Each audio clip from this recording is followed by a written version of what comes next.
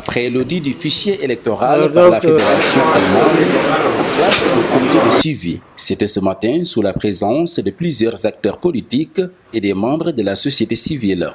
Je demeure convaincu qu'il est du plus grand bénéfice pour notre processus électoral que la concertation demeure privilégiée et que les fils du dialogue restent noués.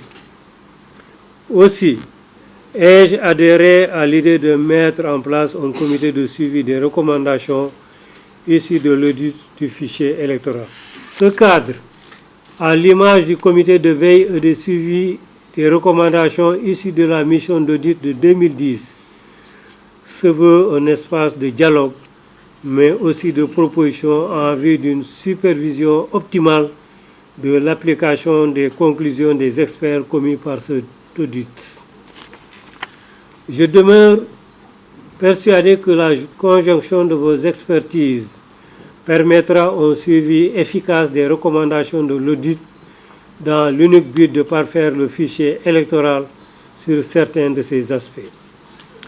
Je suis convaincu que sous la férule de la Sénat, vos lumières nous vaudront des satisfactions.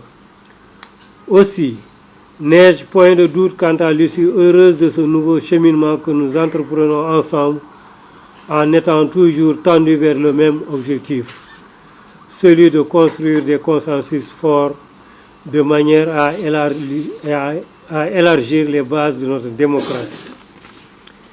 À cet égard, je vous réitère ma disponibilité et mon engagement à poursuivre avec vous tous les efforts tendant à renforcer notre processus électoral. À en croire les représentants des pôles, le comité est venu à son heure. C'est le fruit d'un long processus qui a commencé depuis l'appel du ministre de l'Intérieur. Nous avions beaucoup d'appréhension au début, mais nous avons pu travailler, n'est-ce pas, donc, autour de ce comité qui a permis de réduire les points de discussion à 8. Nous avons eu des points de divergence, nous avons eu des acquis, nous avons évalué le processus, l'audit du fichier. Et aujourd'hui, il y a aussi des points extrêmement importants qui sont là, sur lesquels nous devons nous acheminer. Il faudrait dire qu'il y a des points de divergence, notamment sur le parrainage. Nous n'avons jamais été d'accord sur cela parce que le contexte n'était pas bon. Nous avons besoin du temps pour le faire parce qu'il ne faut pas aussi banaliser la candidature à l'élection présidentielle. Mais le contexte n'est pas bon pour effectivement donc l'appliquer. Mais toujours est-il que nous sommes dans un pays où il faut dialoguer. Parce que les institutions sont là et tant que leur mandat est là, ces institutions vont demeurer. Donc quand ils nous convoquent régulièrement, nous allons être présents, nous allons discuter sur des points clairement définis au préalable et nous pensons qu'ensemble, nous allons apporter ce qu'il faut comme modification, ce qu'il faut comme amélioration, n'est-ce pas, donc dans ce processus électoral pour le rendre encore beaucoup meilleur que ce que ça a été jusque-là. Ce comité est extrêmement important puisqu'il découle d'une décision du cadre permanent de concertation qui s'était réuni pour faire l'évaluation des dernières élections passées. Il était retenu qu'à l'issue de cette évaluation, on allait mettre sur pied un comité de suivi qui allait regrouper tous les acteurs.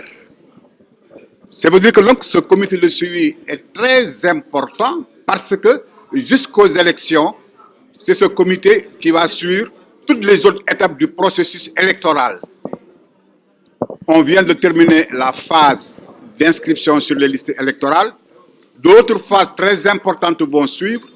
La phase de publication provisoire des listes, la phase de consolidation des fichiers, la phase contentieuse, la phase de la distribution des cartes. Bref, il y a beaucoup de phases qui vont suivre jusqu'aux élections. Et que ce que nous avons dit, puisque les élections supposent une démarche participative et inclusive, on va mettre sur pied un comité qui va regrouper tout le monde.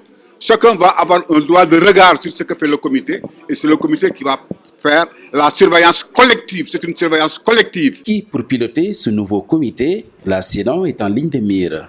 Je propose qu'elle soit conduite par la Sénat, dont l'expérience en la matière n'est plus à démontrer.